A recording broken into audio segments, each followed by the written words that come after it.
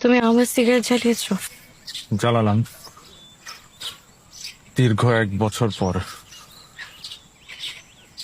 তোমাকে না পাওয়ার আক্ষেপে আবার চালালাম।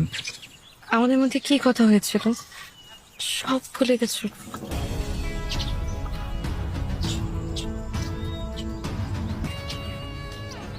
তুমি আমাকে একটাবারও বললে না যে তুমি আমাকে আগের মতো ভালোবাসো কিনা, কিন্তু আমার মুখ থেকে জ্বলন্ত সিগারেট নিয়ে তুমি ছুঁড়ে ফেলে দিলে।